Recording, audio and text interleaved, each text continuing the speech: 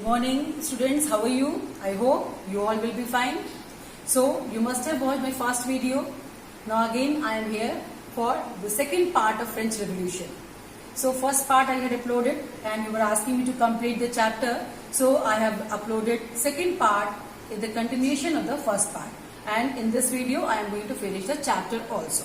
So that you can finish your syllabus quickly. Okay. Now directly I am coming to the point. First of all, before starting the second part, I am going to tell you what you had done in the first part. You had done about the construction of the society. आपने क्या कर रखा था, किस तरीके से French society का construction था, आपने इसके बारे में किया था.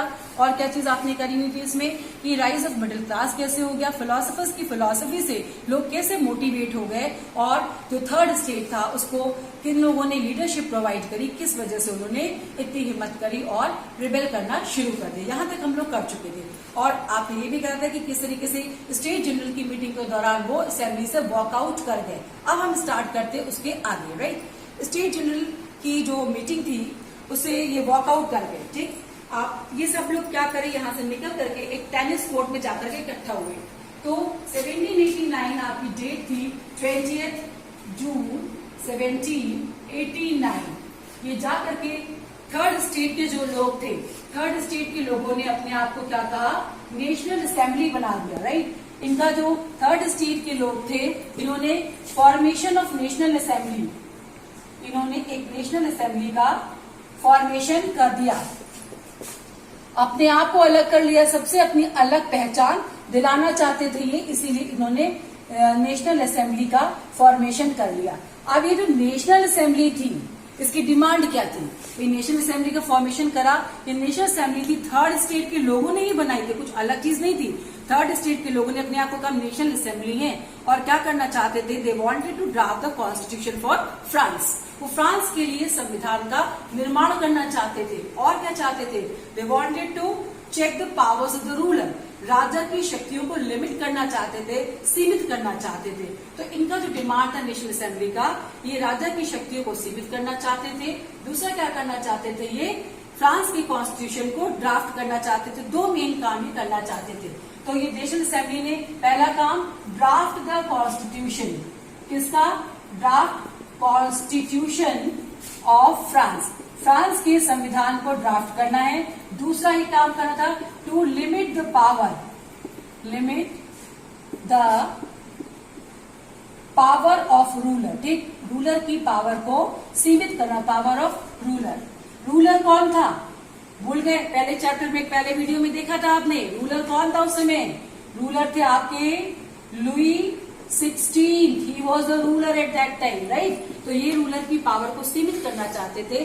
तो आप ये देखेंगे किस तरीके से यहाँ पे भीड़ इकट्ठा हुई है टेनिस कोर्ट में. यहाँ पे भीड़ इकट्ठा हुई और यहाँ पे आने के बाद इन्होंने अपनी बात रखी. भाई इतने सारे लोग एक जगह इकट्ठा होने के लिए बड़ा मैदान की आवश्यकता थी, बड़े मैदान की आवश्यकता थी. तो ये टेनिस कोर्ट में इकट्ठा होते. राइट, आप देख सकते हैं पूरी इतनी बड़ी गैदरिंग थी और यहाँ पे आकर के ये एकत्र हो जाते हैं. और उन्होंने कहा कि हम क्या करेंगे, हम कॉन्स्टिट्यूशन को ड्राफ्ट करेंगे, राजा की शक्ति को सीमित करेंगे. अब इसमें देखिए दो लोग जो थे उन्होंने बहुत बड़ा रोल प्ले किया. एक इसमें थे मिराबियो, मिराबियो एक ये थे. दूसरे कौन थे, एबेसियस. दो नाम आते हैं, Mirabio and Abbasius.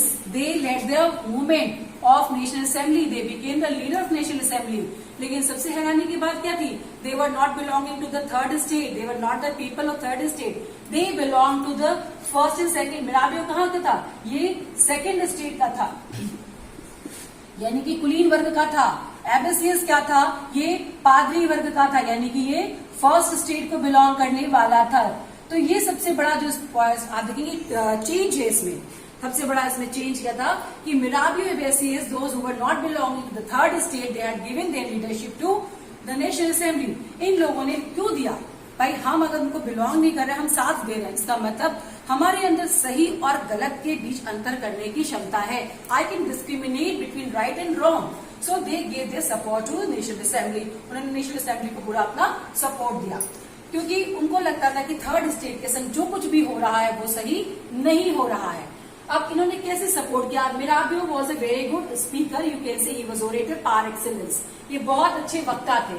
तो मिराबियो ने अपनी स्पीचेस के माध्यम से भाषण, वर्ड्स कैन डू मिरेकल, तो स्पीचेस के माध्यम, आपने प्राइम मिनिस्टर की स्पीचेस सुनते हैं, कितनी मिरेकलस होती है, कितनी तेज, कितना ओज होता है। तो भाषण जो होते हैं लोगों का शब्द जो लोगों को बहुत प्रभावित करते हैं। तो अपने भाषण के माध्यम से मिराबियो ने और एबेसियस ने क्या करा था, अपनी राइटिंग्स के माध्यम से, लेखन के माध्यम से लोगों के बीच में जागरूकता पैदा करी। इन्होंने क्या करे, पैम्फलेट्स छपवाए, ठीक है, पैम्फलेट्स निकलवाए गए और इन पैम्फलेट्स के जरिए लोगों को जागरूक किया। साथ में एबेसियस ने किताब भी लिखी थी। क्या किताब थी? व्हाट इज थर्ड स्टेट, क्या है थर्ड स्टेट, इसके बारे में इन्होंने लोगों को बताया। What is third state, right. तो एबेसियस ने लिखा, एबेसियस ने इनको, मिराबियो एबेसियस ने मिलकर के थर्ड स्टेट को अपनी लीडरशिप दी, जिसकी वजह से इनके अंदर कहीं ना कहीं ये चीज की हिम्मत आई कि हम अपने आंदोलन को और आगे बढ़ा सकते हैं। अब उस समय कंडीशन फ्रांस की क्या थी?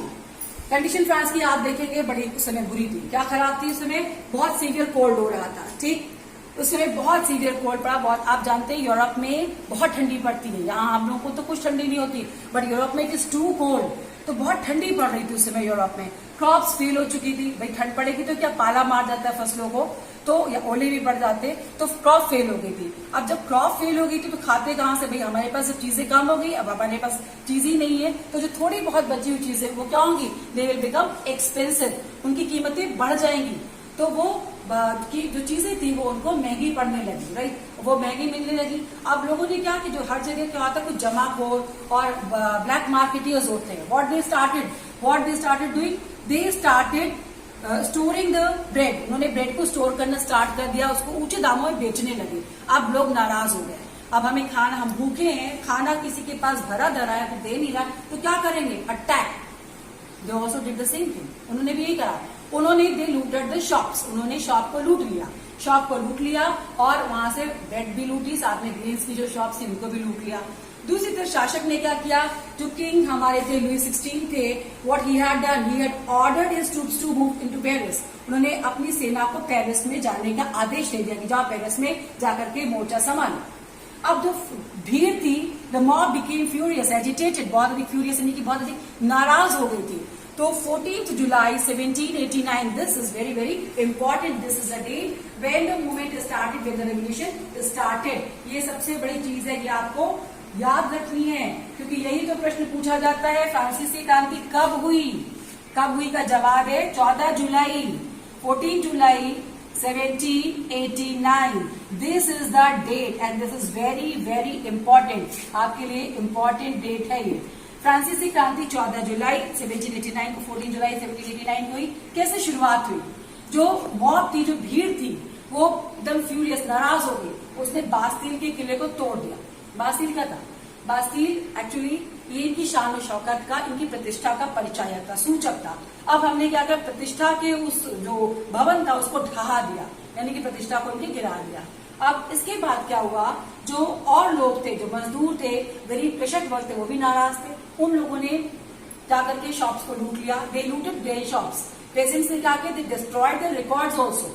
उन्होंने जो डॉक्यूमेंट्स थे, जमीन के कागज जो दूसरों के पास पट्टे पड़े थे जमीन के, उनको रिकॉर्ड्स को उन्होंने डिस्ट्रॉय कर दिया। तो इस तरीके से जो था आपका आउटब्रेक ऑफ रेवोल्यूशन स्टार्ट हो गया।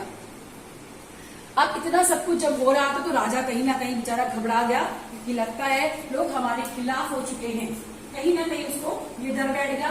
तो उसने सोचा कि हमें क्या करना पड़ेगा, some changes I will have to do, some changes were required. समझ गए अब ऐसे काम चलने वाला नहीं है, तो उसने क्या करा, नेशनल असेंबली को रिकॉग्निशन दे दिया, नेशनल असेंबली को मान्यता दे दी, ही रिकॉग्नाइज नेशनल असेंबली, राइट। तो लुई 16 ने क्या करा, नेशनल असेंबली को रिकॉग्नाइज कर दिया। ये सारी चीजें क्या थी, जो इस उपद्रव के बाद राजा करने के लिए मजबूर हो गया था। नहीं करता तो हो सकता राजा को ही मार दिया जाता। तो राजा को क्या करना पड़ा, उसने नेशनल असेंबली को स्वीकार किया, सामंतवादी प्रथा को समाप्त कर दिया, बहुत सारे करों को समाप्त कर दिया, और साथ में जो चर्च के द्वारा कर लिया जाता था वो भी, टाइथ नामक टैक्स आपको मैंने बताया, टाइथ नामक टैक्स जो चर्च लेता था उसको भी समाप्त कर दिया। चर्च के पास बहुत सारी पावर्स थी, चर्च के पास बहुत सारी जमीनें, संपत्ति थी, चर्च की जो प्रॉपर्टी थी उसको कन्फिस्केट कर दिया, property of the church was confiscated, उसको जब्त कर लिया गया। In this way the government got 20 billion livres. अब अब आप सोचिए कितनी अधिक धनराशि उसके पास आ रही थी। 20 बिलियन लिवरे की धनराशि जो थी वो सरकार के पास आ रही थी। ठीक, फिर उन्होंने क्या किया, जो पादरी वर्ग के लोगों के अधिकार थे उनको भी सीमित कर दिया। तो ये सारे स्टेप्स किसने लिए थे, ये फ्रांस के शासक लुई 16 को लेने पड़े। ये नहीं, लेने पड़े। क्यों लेने पड़े, क्योंकि इसने देखा कि लोग बहुत उसके अगेंस्ट हो गए। उसने थर्ड स्टेट यानी कि नेशनल असेंबली को रिकॉग्नाइज किया, टैक्सेस को खत्म किया, फ्यूडल सिस्टम को खत्म किया और चर्च की प्रॉपर्टी को कन्फिस्केट कर, ये सब उसको करना पड़ा। और सबसे बड़ा जो चेंज आया, this you can see here, France became a constitutional monarchy in 1791। अभी तक क्या था, it was only monarchy, there was monarchy. वहां पे क्या सिस्टम था, सिर्फ राजतंत्र था। अब अगर हम देखें ये शब्द हटा दें तो क्या होगा, ये मोनार्की का मतलब राजा का तंत्र है, राजा का सिस्टम है। Monarch is the head, he is free to do constitutional, constitutional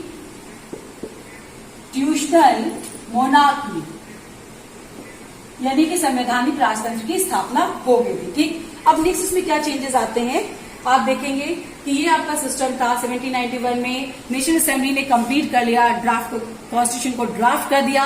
और जो मेन ऑब्जेक्टिव्स इनके थे वो क्या चाहते थे, नेशनल असेंबली ने जब कॉन्स्टिट्यूशन, क्योंकि ये बात कही जा रही कि हम कॉन्स्टिट्यूशन मोनार्की बनाएंगे, तो ये कॉन्स्टिट्यूशन को ड्राफ्ट किसने किया, इस कॉन्स्टिट्यूशन को ड्राफ्ट किसने किया, नेशनल असेंबली ने ड्राफ्ट किया। इन्होंने क्या किया, जो रूलर था उसकी पावर्स को लिमिट कर दिया, लिमिटेड। उनका शासक के पास असीमित शक्तियां नहीं होनी चाहिए। और क्या होना चाहिए, डिवीजन ऑफ पावर होना चाहिए। किसके किसके बीच में होना चाहिए, लेजिस्लेचर, एग्जीक्यूटिव एंड जुडिशरी। ये थॉट किसने दिया था, पहले आप कर चुके हैं, मॉन्टेस्क्यू ने दिया था। मॉन्टेस्क्यू ने तो ये बात कही थी कि विधायिका, कार्यपालिका, न्यायपालिका के बीच में सत्ता का बंटवारा होना चाहिए। तो सेम सिस्टम को फ्रांस में अडॉप्ट किया नेशनल असेंबली ने। ठीक, इलेक्शंस भी हुए यहाँ पे, लेकिन जो इलेक्शंस थे वो इनडायरेक्टली हुए थे। Elections were held indirectly by active citizens. अब हम बात करते हैं एक्टिव सिटीजंस की, ये बात कर रहे हैं, राइट। तो ये एक्टिव सिटीजन क्या, बाकी पैसिव सिटीजन भी होते हैं क्या, हम सब क्या है, what we are we active और passive. Today we are not using such terms, हम एक्टिव पैसिव की बात ही नहीं करते हैं, हम सब एक्टिव है। लेकिन उस समय एक्टिव सिटीजन कौन था, सक्रिय नागरिक एक शब्द आया है, वो व्यक्ति था सक्रिय नागरिक जिसकी उम्र 25 साल से अधिक थी। मीन्स मेन, वो भी men, not women, women were not given the right to cast vote.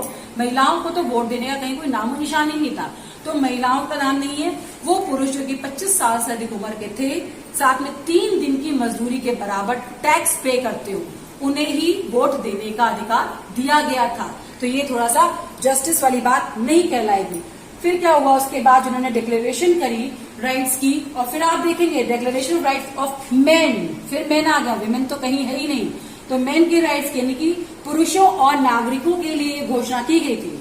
तो क्या अधिकार दिए गए थे, राइट टू लाइफ दिया गया और जीवन का अधिकार दिया गया, भाषण की स्वतंत्रता दी गई, विचारों की स्वतंत्रता और समानता की बात कही गई। ये सारे अधिकार सबके लिए समान रूप से थे, नैसर्गिक थे और किसी को इससे वंचित नहीं किया जा सकता है। अब आप देखेंगे इसमें क्या हुआ कि किस तरीके से यहाँ पे मोनार्की सिस्टम बिल्कुल खत्म हो जाता है और यहाँ पे रिपब्लिकन सिस्टम स्टार्ट हो जाता है। लुई 16 ने क्या किया, एक कॉन्फिडेंशियल ट्रीटी कर रहा था, वो प्रशा के राजा के साथ मिलकर के, वो प्रशा के शासक के साथ मिलना चाहता था और मिलकर के कुछ न कुछ सीक्रेट निगोसिएशन, चुपचाप कुछ प्लानिंग चल रही थी। और थर्ड स्टेट ने उसी समय क्या किया, जब तक ये प्लानिंग करते करते थर्ड स्टेट के लोगों ने अटैक कर दिया 1792 में प्रशा पे, जिसके संग ये निगोसिएशन कर रहे थे, गुप्त वार्ता कर रहे थे। प्रशा और ऑस्ट्रिया दोनों के ऊपर हमला कर दिया इन 1792। थर्ड स्टेट और you can say National Assembly attack कर दिया किसके ऊपर, प्रशा एंड ऑस्ट्रिया। ऑस्ट्रिया क्यों, because the queen Marie Antoinette she was from Prussia, वो प्रशा की थी, वो उनके लाइफ स्टाइल को बिल्कुल पसंद नहीं करते थे, वो बहुत ही लग्जोरियस बड़ी लेविश लाइफ उनकी थी, तो वो उससे नफरत करते थे। तो प्रशा के साथ ऑस्ट्रिया पे भी इन्होंने वॉर डिक्लेयर कर दी। बहुत सारी, अब चूंकि इनके पास तो वॉलंटियर्स थे, जब हमें सेना को रखना है तो हमारे पास सीमित संख्या होगी, खर्चा देना पड़ेगा। लेकिन जब लोग वॉलंटियर्स होते तो खर्चा नहीं है। थर्ड स्टेट में वॉलंटियर्स ने बहुत लार्ज नंबर में आकर के ज्वाइन करना शुरू कर दिया। जो वॉलंटियर्स थे वो आगे बढ़ बढ़ करके आने लगे और आकर के इन्होंने भी इनका साथ देना शुरू कर दिया। अब जो एक आता है, ये टर्म एक नंबर के लिए याद रखेंगे, लोगों ने एक पैट्रियोटिक सॉन्ग, देशभक्ति का गाना, मर्सेलिस वर्ड याद रखें, मर्सेलिए हिंदी में लिखा है, गाया। और जिसे रॉजर डे लाइल ने कंपोज किया, ये नाम भी याद रखेंगे। रॉजर डे लाइल ने फ्रांस के सॉन्ग को कंपोज किया था। रॉजर डे लाइल ने फ्रांस का जो गाना था मर्सेलिए, लोग उसको गाते हुए सड़कों पे निकल पड़े। मर्सेलिए क्यों कहा गया? क्योंकि मर्सेलिए जगह से ये शुरू हुआ था, राइट। आगे बढ़ते। अब इतना सब कुछ हो रहा है, उस समय क्या हुआ? पॉलिटिकल क्लब्स की स्थापना हो चुकी थी, बहुत सारे पॉलिटिकल क्लब्स बनाए जा चुके थे और उस समय एक क्लब बहुत पॉपुलर होता है, that was Jacobin club. Jacobin club जो था, जिसके लीडर थे you can C Maximilian Robespierre, थोड़ा लंबा नाम है, Maximilian Robespierre, he is Maximilian Robespierre. इन्होंने ही इस क्लब के लीडर थे, बनाया था। अब ये जो थे ये मिडिल क्लास को बिलोंग करते थे, लेकिन जो मैक्सिमिलियन रॉबेस्पियर थे ये अपने आप को सबसे अलग दिखाना चाहते थे कि जो हमारा क्लब है ये अलग है और इसमें हमारे मिडिल क्लास के लोग हैं। इसमें ज्यादातर कौन लोग थे? वही जो थर्ड स्टेट के लोग थे, वही सारे लोग इसमें भी थे। इन लोगों ने बाकी लोगों से थोड़े अलग तरह के कपड़े पहनते थे और दिखने में पता चलता था इनके पहनावे से कि ये थोड़ा अलग है। इस समय क्या हुआ? लोगों ने 1792 में जो एक जैकोबिन क्लब था उसने अपने आप प्लानिंग करना शुरू किया। उस प्लानिंग के तहत इन्होंने 10 अगस्त 1792 में क्या करा? ट्यूलेरिए के महल पर आक्रमण कर दिया। राजा के जो अंगरक्षक थे, जो बॉडीगार्ड्स थे, उनको मार दिया। राजा को तो नहीं मारा, राजा के बॉडीगार्ड्स को मारा और राजा को बंदी बना लिया गया। यानी कि situation was becoming out of control. It was difficult for the ruler to control the situation. यानी कि इसके हाथ से पहले सब चीज चिंती जा रही थी। फ्रांस मोनार्की से क्या हो गया? कॉन्स्टिट्यूशन मोनार्की हो गया। अब देखेंगे रिपब्लिक भी हो गया, चेंज हो गया। यहाँ पे क्या चेंजेस आ गए? इलेक्शंस हो गए। इलेक्शंस में क्या चेंजेस आए? पहले हमने क्या किया? 25 ईयर्स से ऊपर के लोगों को वोट देने का अधिकार था। अभी क्या हो गया? यहाँ पे 21 ईयर्स से अधिक के लोगों को वोट देने का अधिकार दिया। This was the change. ये चेंज किया गया। न्यूली इलेक्टेड असेंबली को जो थी उसको कन्वेंशन का नाम दिया गया। जो नई असेंबली बनाई गई इसको उन्होंने कन्वेंशन का नाम दिया। और फाइनली 25 सितंबर 1792 मोनार्की सिस्टम खत्म हो गया। 1792 में क्या हो गया? यहाँ पे फ्रांस आपका रिपब्लिक हो गया। ठीक है, रिपब्लिक बन गया फ्रांस, यहाँ पे रिपब्लिक हो गया। रिपब्लिक का क्या मतलब होता है? Head of the country is an elected person. He or she is elected by the people for a fixed period of time and not having any hereditary right. उसके पास कोई भी आनुवंशिक अधिकार नहीं है और देश का जो मुखिया है लोगों के द्वारा चयनित व्यक्ति होगा निश्चित समय के लिए। तो अब क्या हुआ? राजा रानी का सिस्टम खत्म हो गया। अब यहाँ पे ये रिपब्लिकन सिस्टम स्टार्ट हो गया। कब? 1792। 91 में आपने क्या किया? संवैधानिक राजतंत्र। 92 में आप क्या कर रहे हैं? ये रिपब्लिक बन गया था। ठीक, अभी यहाँ पे रिपब्लिक बन गया, यानी कि यहाँ पे गणतंत्र की स्थापना हो गई थी। तो ये बहुत बड़ा चेंज आया। और सबसे बड़ी बात क्या थी? आप जो राजा रानी थे, शासक थे, 16 तो मैरी एंटोनियट, इनको सेंटेंस टू डेथ, इनको भी मार दिया गया था। आते हैं नेक्स्ट इसमें रेन ऑफ टेरर। ठीक है, 1793 से 94 का पीरियड आतंक का काल, आतंक राज कहा जाता है। क्यों कहते हैं? इसमें क्या हुआ था कि जो रॉबेस्पियर जो आप दिन पहले करे थे, रॉबेस्पियर के थे, उनकी जो पॉलिसी थी वो कंट्रोल एंड पनिशमेंट, वो बहुत ही स्ट्रिक्ट थे। Robespierre he was very very strict. उनका ये कहना था those who are against republican system they are the enemy of the country. यानी कि जो गणतंत्र के खिलाफ है वो देश का दुश्मन है। उसके खिलाफ मुकदमा चलाते थे, गलती पाने को उसको मरवा देते थे। अब आपको एक नई चीज दिखाते हैं। मरवाते कैसे थे? ये एक मशीन थी, दिस इज कॉल्ड गिलोटिन, क्योंकि इसका आविष्कारक का नाम था डॉक्टर गिलोटिन। जैसे बहुत सी चीज जो आविष्कार करते हैं ना, उसके नाम से उसका नाम रखते हैं। गिलोटिन ने आविष्कार किया तो मशीन का नाम है गिलोटिन। ये इसमें क्या करते थे कि आदमी को लिटा दिया, ऊपर से आरी आपको दिखी ट्राइंगुलर आरी आती थी, खच से नीचे गिरी और गर्दन आपको दिखी, धड़ और सिर अलग। तो ये बहुत बड़ा आतंक वाली बात थी, बिल्कुल दहशत पैदा कर रखी थी कि जिसको जो भी ऐसा करता था, जो कि रिपब्लिक के खिलाफ होता था, उसको गिलोटिन कहते। He was guillotine. गिलोटिन का मतलब गिलोटिन मशीन पे चढ़ा करके उसको मार दिया जाता था। लेकिन रॉबेस और वो किस चीज में विश्वास करता था? रॉबेस्पियर जो थे उनका बिलीफ किस चीज में था? इक्वालिटी। तो रॉबेस्पियर की एक चीज तो थी कि वो रॉबेस्पियर समानता में विश्वास करते थे। ही बिलीव इन इक्वालिटी, कि क्या होना चाहिए? समानता होना चाहिए, सबको एक सा खाना खाना चाहिए, किसी भी प्रकार के टाइटल्स का इस्तेमाल नहीं करना। पहले वहां पे अलग अलग टाइटल्स का इस्तेमाल करते तो टाइटल के इस्तेमाल के खिलाफ थे, राइट। फिर लेकिन क्या होता है, जब कोई चीज अति हो जाती तो लोग उसको बर्दाश्त नहीं कर पाते, इतना ज्यादा स्ट्रिक्ट था। जब देखो तो बहुत सारे लोग, मेनी पीपल वर गिलोटिन, उन्हें मार दिया गया। Finally he became unpopular among his people, अपने ही लोगों के बीच में वो अलोकप्रिय हो गए और उनको भी क्या किया गया, गिलोटिन, उनको भी उसी मशीन में जिसमें लोगों को मरवाते थे उसकी मशीन में इनको भी चढ़ा दिया गया और मार दिया गया। तो इस तरीके से जो रॉबेस्पियर थे, जैकोबिन क्लब के लीडर थे, उनका अंत हो जाता है। और डायरेक्टरी रूल फ्रांस में डायरेक्टरी शासन आ जाता है।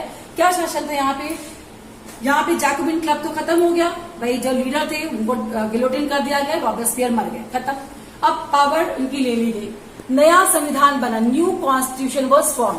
अब नए संविधान में क्या करा इन्होंने, क्या करा, जो नॉन प्रॉपर्टी लोग हैं, पहले बीच में चेंज किया गया था कि नॉन प्रॉपर्टी जो लोग हैं उनको भी वोट देने का अधिकार दिया गया था। अब क्या किया, नॉन प्रॉपर्टी लोगों को वोट देने का अधिकार नहीं था।